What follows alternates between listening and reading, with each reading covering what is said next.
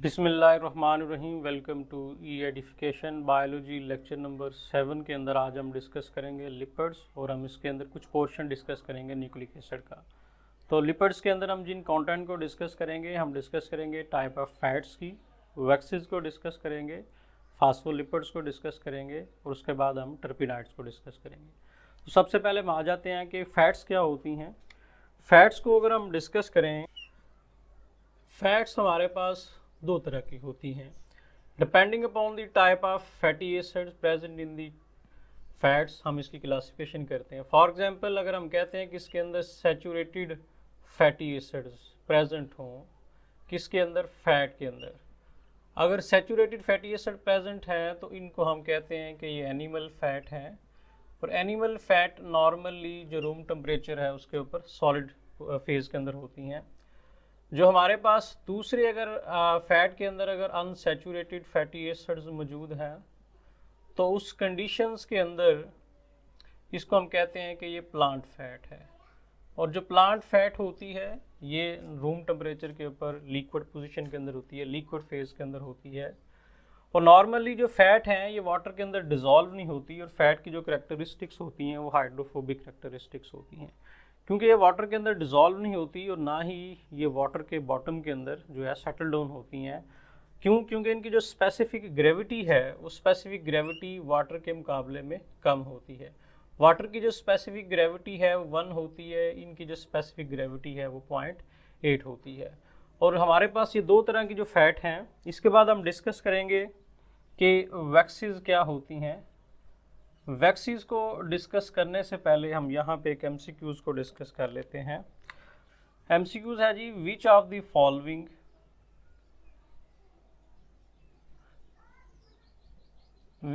Following is not a true macromolecule.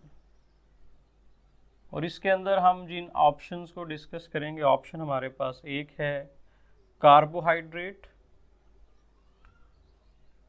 Option B है proteins, option C है lipids, option D है nucleic acid. उसके बाद हम एक और एमसीक्यू डिस्कस करते हैं। एमसीक्यू नंबर 2 है, dash is the most complex lipid. Option A है वैक्सीज, ऑप्शन बी है ग्लिसरॉल, ऑप्शन डी है फास्फोलिपिड्स, ऑप्शन डी है टर्पिनाइड्स। अगर हम वैक्सीज को डिस्कस करें कि वैक्सीज बेसिकली होती क्या हैं, तो वैक्सीज को हम मुख्तलिफ तरह से डिफ़ाइन कर सकते हैं। अब वैक्सीज को हम इस तरह से भी डिफ़ाइन कर सकते हैं, waxes are the mixtures of long chain alkanes, ketones, alcohol and esters of fatty acid. तो 4 तरह के कंपाउंड जो हम इसके अंदर डिस्कस कर रहे हैं कि इसके अंदर लॉन्ग चेन अल्केन्स होती हैं। वो जो अल्केन्स पाई जाती हैं वो ऑड नंबर के अंदर होती हैं। और दूसरी जो चीज़ हम इसके अंदर कह रहे हैं कि अल्कोहल इसके अंदर होते हैं। तीसरी हम कीटोन्स कह रहे हैं। चौथी हम कह रहे हैं कि इसके अंदर एस्टर्स ऑफ फैटी एसिड्स भी प्रेजेंट होते हैं। अब ये तो डेफिनेशन थी। अब क्वेश्चन ही है कि वैक्सीज कौन कौन सा फंक्शन परफॉर्म करती हैं। अगर हम वैक्सीज के फंक्शंस की तरफ आएँ तो वैक्सीज जो हैं ये बेसिकली क्या करती हैं, एक तो प्रोटेक्शंस के अंदर रोल प्ले कर रही होती हैं वैक्सीज। दूसरा क्या करती हैं, एब्रेसिव डैमेज जो है उससे बचा रही होती हैं। तीसरी हम कहते हैं कि वैक्सीज जो होती हैं वो वाटर लॉस जो है उससे बचा रही होती हैं, क्योंकि जो प्लांट्स होते हैं, प्लांट्स की जो बायोक्यूटिकल होती है वैक्स इन नेचर होती है। इसी तरह मुख्तलिफ़ किस्म के हमारे पास जो एनिमल्स होते हैं उनका जो एक्जोस्केलेटन होता है, उस एक्जोस्केलेटन का भी ये पार्ट होते हैं। वैक्सीज इसका हिस्सा होती हैं जो एक्जोस्केलेटन होते हैं। तो इसके बाद हमारे पास नेक्स्ट जो है वो हमारे पास फास्फोलिपिड्स है। अब फास्फोलिपिड्स के अंदर डिस्कस करने से पहले हम कुछ एमसीक्यूज को डिस्कस कर लेते हैं। इसके अंदर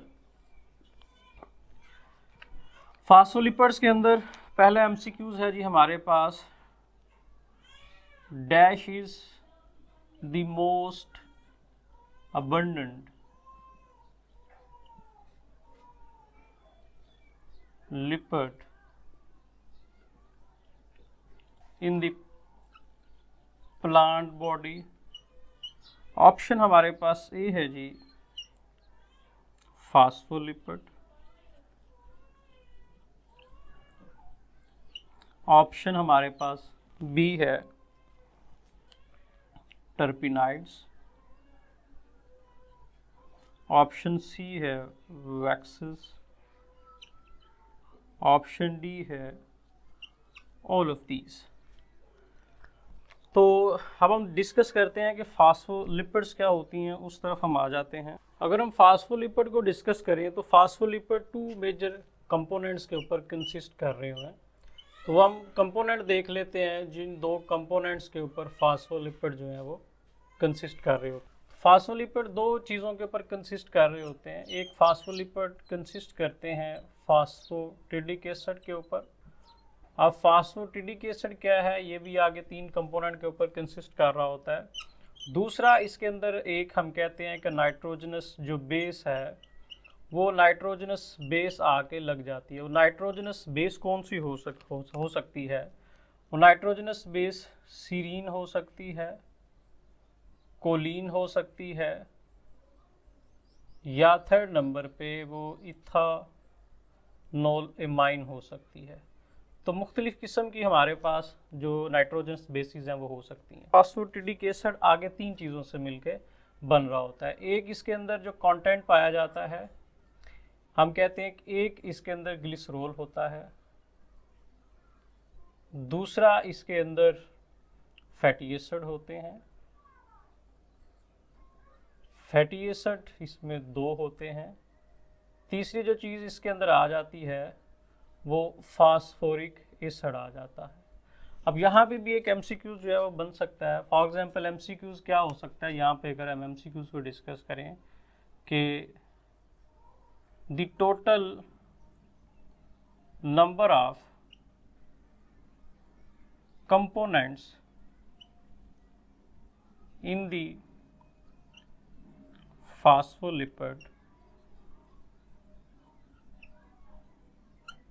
इज, ऑप्शन हमारे पास ए है जी 2, ऑप्शन बी है 3, ऑप्शन सी है 4, ऑप्शन डी है 5।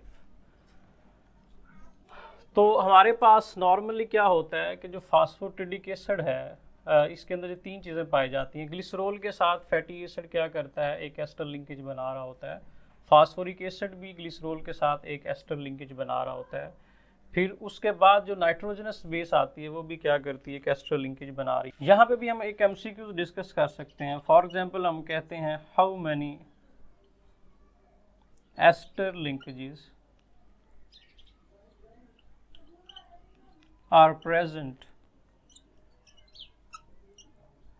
इन phospholipid.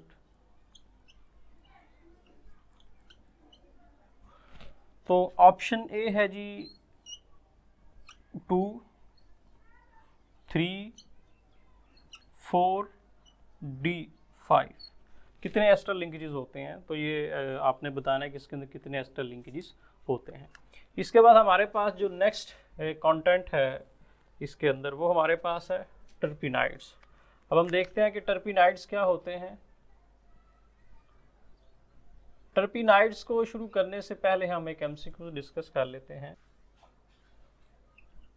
Which of the following lipid may be called as true macromolecule? Option A है वैक्सीज, बी है फास्फोलिपिड, सी है स्फिंगोलिपिड,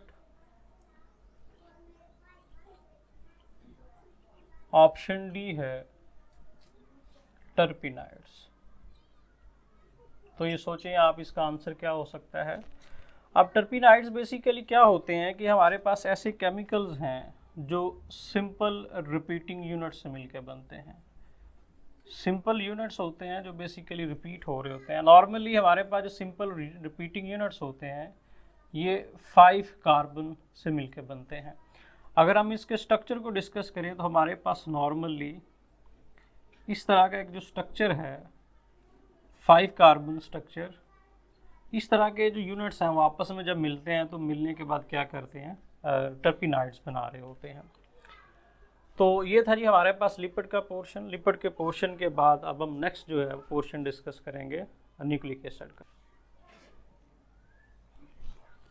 न्यूक्लिक एसिड के अंदर हम जिन कंटेंट को डिस्कस करेंगे वो हम सिर्फ इसका इनिशियल पोर्शन डिस्कस करेंगे, बाकी जो इसकी डिटेल है वो हम नेक्स्ट लेक्चर के अंदर डिस्कस करेंगे। आज सिर्फ हम इंट्रोडक्शन लेंगे इसका।